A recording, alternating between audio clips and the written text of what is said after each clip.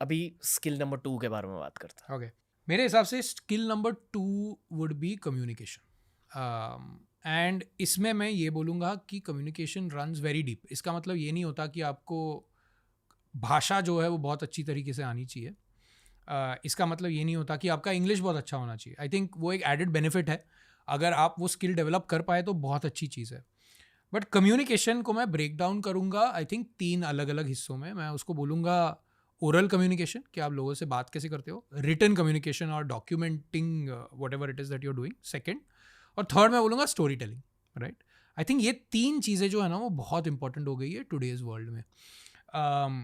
आप अगर अभी करंटली जब मैं हायर करता हूँ फाउंडर्स ऑफिस में, तो number 1 thing that I look for is communication, because you have to be able to tell your ideas, your opinions and thoughts to people in a manner in which they understand it. ये बहुत important चीज़ है।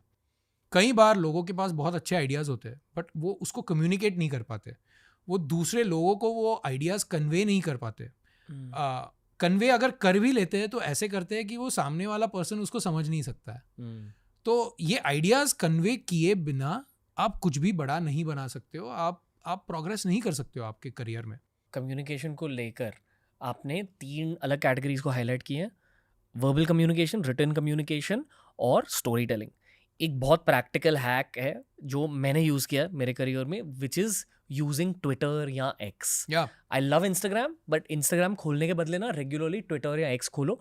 Definitely एक negative जगह भी है, बहुत सारे गुस्से वाले लोग हैं ट्विटर और एक्स पर, but if you follow the right accounts and if you unfollow the wrong accounts regularly, यानी नए अच्छे अकाउंट्स को फॉलो करो और पुराने बोरिंग अकाउंट्स को झट से अनफॉलो कर दो, over the course of 2-3 years of using it, ये तीनों स्किल्स इंप्रूव हो सकते हैं मेरे अकॉर्डिंग। करेक्ट। एक और प्रैक्टिकल हैक है in order to improve communication skills very fast, legendary podcast उठाइए, जो रोगन एक्सपीरियंस, लेक्स फ्रीडमैन, और वहाँ जाकर और उनकी लाइब्रेरीज में घुस कर मैक्सिमम व्यूज वाले एपिसोड्स ढूंढिए।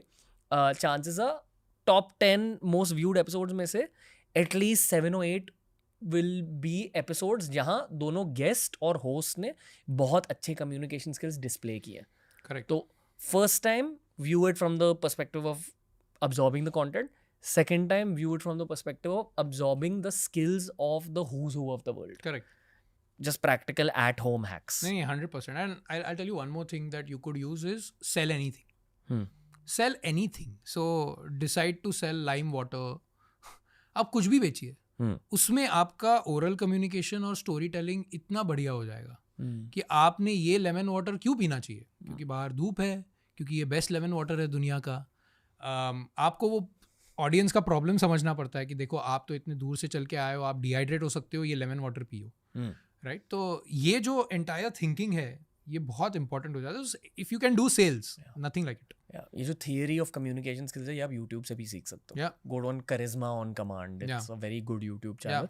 बट ऐसे बहुत सारे यूट्यूब चैनल्स हैं जो बॉडी लैंग्वेज को एक्सप्लेन करते हैं, जो कम्युनिकेशन स्किल्स को एक्सप्लेन करते हैं। खुद को कोच करो and put yourself in positions जहां आपको ये कम्युनिकेशन स्किल्स यूज करनी है। और सेकंड वाला ज़्यादा इंपॉर्टेंट है, बिकॉज क्या है कि मुझे ऐसा लगता है कि अगर आप उस पोजीशंस में जाओगे ही नहीं तो आप खुद को टेस्ट नहीं कर पाओगे। तो आपने यूट्यूब वीडियो देख लिया तो आपको लगता है कि मेरी कम्युनिकेशन स्किल्स ठीक हो गए, बट आप अगर वो पोजीशन में नहीं हो जहाँ पे आप ट्राई नहीं कर रहे हो तो आप वाकई में कभी समझ नहीं पाओगे कि वो वाकई में वैसा हुआ कि नहीं हुआ। So the other thing is कि put yourself in situations और वर्क इन अ प्लेस जहाँ पे आपके कम्युनिकेशन स्किल्स बहुत बार टेस्ट हो ऑन अ डेली बेसिस, कि शायद आपके जॉब में आपको डेली बेसिस पे इन द मॉर्निंग एक मीटिंग करना पड़ता है जहाँ पे आप खड़े हो सामने और कम्युनिकेट कर रहे हो पूरे टीम के साथ। अब आपको करना है वो है ऑन अ डेली बेसिस। अब 1 साल में कम्युनिकेशन सीख जाओगे। Skill number 3 and 4। सो 3 मैं बोलूँगा कि ये थोड़ा सा वर्ड जो है वो काफ़ी बड़ा लग सकता है बट वो काफ़ी आसान है। इसको मैं बोलूँगा एजाइल प्रोडक्ट डेवलपमेंट या लॉन्च करना। अभी मैं इसको थोड़ा सा ब्रेक डाउन करता हूँ कि इसका मतलब क्या है। एजाइल प्रोडक्ट डेवलपमेंट का ये मतलब है कि आपने एक बार आपको प्रॉब्लम समझ में आ गया, आपने क्विकली एक सोल्यूशन आपको लॉन्च करना आना चाहिए। जैसे आपने ये टर्म सुना रहेगा MVP, जिसको बोला जाता है मिनिमम वायबल प्रोडक्ट। तो अगर आपको एक ये समझ में आ रहा है कि एक प्रॉब्लम है जो एक कस्टमर फेस कर रहा है, तो अगर आप पूरा प्रोडक्ट बनाने गए तो आपको 3 साल लग जाएंगे, 2 साल लग जाएंगे. द ब्यूटी ऑफ सॉफ्टवेयर और anything that you can do today is आप तुरंत लॉन्च कर सकते हो. तो ये स्किल सीखना कि कैसे मैं मार्केट में एक सोल्यूशन लॉन्च करके क्विकली फीडबैक लेके उस फीडबैक पे आइटरेट करके कस्टमर के साथ मिल के एक प्रोडक्ट कैसे बना के उसको सक्सेसफुल बना सकता हूँ, ये आज के ज़माने में बहुत ही इंपॉर्टेंट स्किल हो गया है. एक मिनट, इसे ज़्यादा समझने के लिए मैं स्पोर्ट्स के बारे में थोड़ा बात करना चाहूँगा. स्पोर्ट्स में एजिलिटी शब्द यूज़ होता है, मतलब आप कितनी तेज़ी से अपनी डायरेक्शन बदल सकते हो. जैसे फुटबॉल में अगर कोई ड्रिबल कर रहा है तो तुरंत ऐसे डायरेक्शन बदलना, या रविंद्र जडेजा की एजिलिटी बहुत अच्छी है because he can suddenly change his direction. और ये किसी भी स्पोर्ट में बहुत ज़रूरी होता है. सहवाग के हाथों की एजिलिटी बहुत अच्छी थी. यही एजिलिटी की स्किल अभी आप एक साइकोलॉजिकल पर्सपेक्टिव से अगर देखें तो उसका ये मतलब है कि आपका कस्टमर क्या चाहता है, करेक्ट, उस हिसाब से तुरंत अपना गेम प्लान बदल देना. करेक्ट. और ये सुनने में आसान लगता है बट एक्चुअली प्रोफेशनल एनवायरनमेंट्स में बहुत मुश्किल होता है, क्योंकि अक्सर हम खुद के इमोशंस में बह जाकर या खुद के ईगो के साथ बह जाकर एजिलिटी को भूल जाते हैं. करेक्ट. तो आप ये कह रहे हो कि ये एजिलिटी ओरिएंटेड वर्क एक स्किल है जो हमें सीखनी चाहिए और Correct. इस स्किल की वजह से आपको ज़्यादा अच्छे जॉब्स मिल सकते हैं. करेक्ट. और हाँ, एंड मैं वही बोलूँगा कि फीडबैक बेस्ड एजिलिटी जो मार्केट चाह रहा है, क्या मार्केट चाह रहा है. Because at the end of the day जब आप एक एंटरप्रेन्योर हो या फिर आप कहीं पे भी कोई भी जॉब में काम कर रहे हो जो थोड़ा सा कस्टमर फेसिंग जॉब है, जहाँ पे आप रियल बिजनेस डिसीजन ले रहे हो, तो आपकी एंड ऑफ द डे पे सवाल क्या आता है कि मार्केट क्या चाह रहा है. वन लेवल डीपर, अगर आपने मार्केट को वो दिया जो मार्केट चाह रहा है तो आपकी कंपनी ज़्यादा पैसे कमा सकती है. एग्जैक्टली. आप ज़्यादा वैल्यू क्रिएट कर सकते हो और फिर वो वैल्यू को कैप्चर कर सकते हो पैसे कमा के. राइट. अगले 10 साल में मेरे हिसाब से कई सारे टूल्स जो हम लोग अभी यूज़ कर रहे हैं वो एजेंटिक AI टाइप हो जाएंगे. एजेंटिक तो एक नया वर्ड है, मतलब जैसे अभी अगर हम लोग कोई भी सॉफ्टवेयर देखें तो सॉफ्टवेयर 2 टाइप का हो गया है अभी. एक कैसा हो गया है, प्रोग्रामेटिक, इन द सेंस कि उसमें कुछ प्रोग्राम दिया गया है कि अगर एक इनपुट मिला तो ऐसा आउटपुट निकलना चाहिए. एजेंटिक AI जो है वो थोड़ा सा एक अलग है, जहाँ पे एक थिंकिंग पावर ऐड की गई है और रीजनिंग की पावर ऐड की गई. तो वो प्रोग्राम वैसा का वैसा लिखा नहीं होता है कि आप A कीजिए फिर B कीजिए फिर C कीजिए. जब आप इनपुट डालते हो तो जो AI है वो एक्चुअली उसके बारे में सोचता है, वो रीजनिंग करता है, वो प्रॉब्लम को ब्रेक डाउन करता है, वो ब्रेक डाउन करने के बाद सही टूल्स यूज़ करके फिर आपको आंसर देता है. तो आगे जाके क्या होने वाला है कि अगर आप एक टीम को देखोगे तो वो टीम जो है वो लोग रहेंगे और एजेंट्स रहेंगे, AI के एजेंट्स रहेंगे. तो जब आप ऐसी इन्वायरमेंट में सोच रहे हो तो आपके पास बहुत रिसोर्सेज और टूल्स रहेंगे जिससे आप बहुत सोल्यूशंस लॉन्च कर सकते हो. तो अगर आपके पास ये स्किल नहीं है कि कौन सा सोल्यूशन लॉन्च करके उसको कैसे टेस्ट करना चाहिए और मार्केट को कैसे लॉन्च करके वहाँ से फीडबैक लेना चाहिए, तो you will not be able to iterate on what the right solution is very fast. Okay. Basically आप ये भी कह रहे हो कि दुनिया बहुत तेज़ी से बदल रही है, मार्केट के प्रेफरेंसेस बहुत ही तेज़ी से बदल रहे हैं. करेक्ट. तो you have to quickly understand कि आपके एंड कंज्यूमर को चाहिए क्या. करेक्ट. ये ना मैंने संजीव गोयनका सर से भी बात करी थी, जो 6th जनरेशन एंटरप्रेन्योर, उनकी भी ज़िंदगी में यही एक चैलेंज बन चुका है कि इंडिया इज चेंजिंग इंडिया नहीं, world is changing very rapidly. Vinita Singh जो शार्क टैंक की जज रह चुकी हैं, उन्होंने भी यही कहा कि उनकी कंपनी शुगर कॉस्मेटिक्स को सक्सेस मिला एजिलिटी की वजह से, कि झट से डायरेक्शन बदलना, झट से प्रोसेसेस बदलना. करेक्ट. बट ये हम कैसे सीखते हैं ये किसी को नहीं पता. आई थिंक अगेन ये मैं बोलूँगा कि ये 2 तरीके से आ सकता है. एक, आप कौन से अच्छे कंपनीज है जिन्होंने ये agile modes of processes use किए हैं उनको स्टडी करना. जैसे एयरबीएनबी एक बहुत अच्छा एग्जाम्पल है कि वो जब उनके ग्रोथ फेज में था, एयरबीएनबी यूएस की जो कंपनी है, अभी $1 बिलियन कंपनी है, तो एवरी वीक वो लोग एक नया फीचर लॉन्च करते थे अपने वेबसाइट पे. उसको ट्रैक करते थे कि यूजर्स ने उसके साथ, उस फीचर के साथ कैसे इंटरैक्ट किया और उस पर डेटा कलेक्ट करते थे. तो आप एज अ केस स्टडी इसको पढ़ सकते हो. क्या ये पढ़ाया जाता है? नहीं. कुछ बिजनेस स्कूल जैसे मेसा में पढ़ाया जाता है बट मोस्टली नहीं पढ़ाया जाता. तो ये केस स्टडीज आपको काफ़ी हेल्प कर सकते हैं, नंबर 1. नंबर 2, आप खुद कुछ लॉन्च करो. आज के ज़माने में आप जेन AI के टूल्स बना सकते हो, आप माइक्रो SaaS प्रोडक्ट्स बना सकते हो, बट लॉन्च करके तो देखो. आप D2C प्रोडक्ट्स बना सकते हो, आप एक वेबसाइट लॉन्च करो. वेबसाइट इज़ द ईजीएस्ट वे. आजकल वेबसाइट बनाना 2 दिन का काम हो गया है. आप कई सारे टूल्स पे जा सकते हो और वेबसाइट बना सकते हो. वो वेबसाइट्स पे देख सकते हो कि कस्टमर्स उसको कैसे रिस्पॉन्ड कर रहे हैं. उसके बेसिस पे आप वेबसाइट को चेंज कर सकते हो. आप कंटेंट बना सकते हो. कंटेंट भी तो कितना इंपॉर्टेंट है. मतलब जस्ट अगर पर्सनल ब्रांड को ग्रो किया, खुद के पेज पर ज़्यादा नंबर्स लाए, ट्वीट्स के थ्रू, पोस्ट के थ्रू, रील्स के थ्रू, या आप शायद एजिलिटी थोड़ा बहुत सीख लोगे क्योंकि आप पहला पोस्ट डालोगे उसमें कुछ नहीं आएगा. तो आप बोलोगे अच्छा इसमें से क्या चला क्या नहीं चला. जो चला उसको आप स्केल करोगे, दूसरा पोस्ट बनाओगे, तीसरा पोस्ट बनाओगे, चौथा वीडियो बनाओगे. तो it's exactly that. It's learning about the preferences of your customers and changing your direction on the basis of that. Again probably the most important skill, and the only way to learn it, like we discussed it right now, is exposure and practicality. कि आपको करके ही देखना पड़ेगा. इसलिए आपने कहा था कि फाउंडर्स ऑफिस में काम करो. Exactly. फाउंडर का काम ही यही होता है यही होता है कि तुरंत शेपर्डिंग से डायरेक्शन बदल देना. या और अभी जैसे मैं मैसा में काम कर रहा हूँ, हमारे यहाँ पे बहुत सारे फाउंडर्स ऑफिस है. हर एक फाउंडर्स ऑफिस जो है वो एक एक्सपेरिमेंट रन कर रहा है.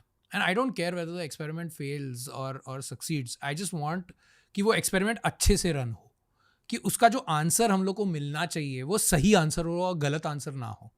और ये फाउंडर्स ऑफिस का काम होता है. ट्राई करना, मार्केट में जाना, प्रोडक्ट लॉन्च करना, फीडबैक लेना. कितनी इंपॉर्टेंट स्किल है ये. ओके. और चौथी स्किल मैं बोलूँगा डेटा. डेटा कहीं नहीं जा रहा. आई थिंक लोगों को जब हम लोग ये वर्ड बोलते हैं ना डेटा, तो लोग डर जाते हैं और उनको ऐसा लगता है data analysis, excel. That's not necessarily data. Data के बहुत सारे अलग अलग पहलू है. जैसे फॉर एग्जाम्पल मैं आपको let's do an experiment together.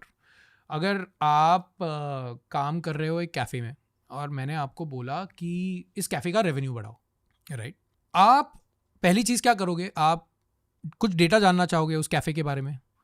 अब ये जानना कि ये प्रॉब्लम सॉल्व करने के लिए मुझे किस टाइप का डेटा लगेगा, ये फर्स्ट स्टेप है कि what is the data that you require to solve that problem. तो अगर मैं हूँ और एक कैफ़े के बारे में बात कर रहा हूँ, तो पहले तो ये मैं पूछूंगा कि इस कैफ़े की ऑक्यूपेंसी कितनी है. क्या ये कैफ़े भरा हुआ रहता है.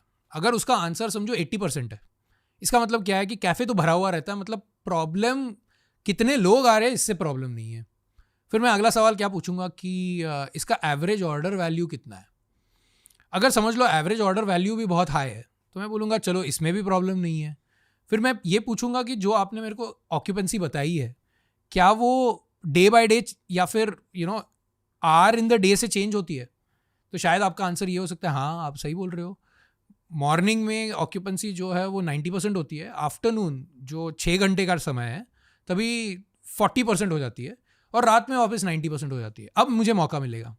क्योंकि मैं ये बोल सकता हूँ कि अगर इस कैफ़े का मुझे रेवेन्यू बढ़ाना है तो मुझे आफ्टरनून में इसकी ऑक्यूपेंसी बढ़ानी पड़ेगी. तो इससे क्या हुआ कि जब मुझे एक प्रॉब्लम दिया गया था, मैंने ये सोचा कि मैं किस टाइप का डेटा निकालवा सकता हूँ रेस्टोरेंट ओनर या कैफ़े ओनर से, ताकि मैं एक सोल्यूशन बना पाऊँ. So what is the right data that you require to solve a problem is a very essential skill, जो आपको लगेगी जब आप एजेंट्स के साथ काम कर रहे हो, एआई के साथ काम कर रहे हो, आपको ये स्किल ज़रूर लगेगी. क्योंकि इस डेटा का आंसर शायद एआई दे सकता है, बट कौन सा डेटा चाहिए ये शायद एआई नहीं बता पाएगा.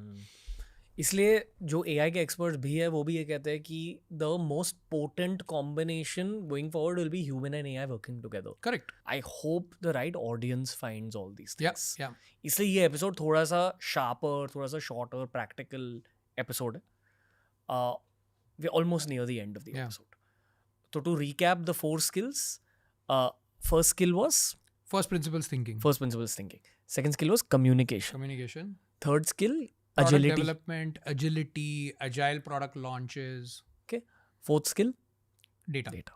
Understanding data, problem solving, breaking it down, analyzing it, visualizing it, सब आ जाता है. I feel कि काफ़ी हद तक जो पहले के 2 skills है वो आप घर पर भी improve कर सकते हो to some degree at least.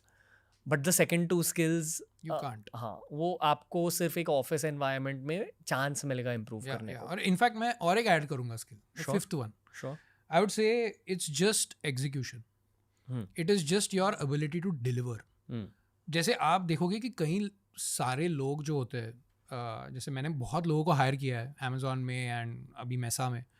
कुछ लोग ऑन पेपर बहुत अच्छे दिखते हैं, आप इंटरव्यूज़ में उनको पूछते हो, उनके पास स्ट्रक्चर प्रॉब्लम सॉल्विंग होता है, great communications, but they are not able to deliver the final result Because of because of just not having the process muscle, just not having the execution muscle. क्योंकि देखो, while you have the skill, you have the ability to move a thing from point A to point B. And I'll tell you what, it's a different muscle altogether. आपको phone उठा के call करने पड़ेंगे, आपको trackers maintain करने पड़ेंगे, आपको obsessed होना पड़ेगा कि if you don't hit a milestone, you will need to set milestones and goals. You'll need to keep on achieving them. You'll need to probably motivate your team. You'll need to do a lot of this stuff. So the ability to execute something and the ability to move something from point A to point B बहुत important skill है.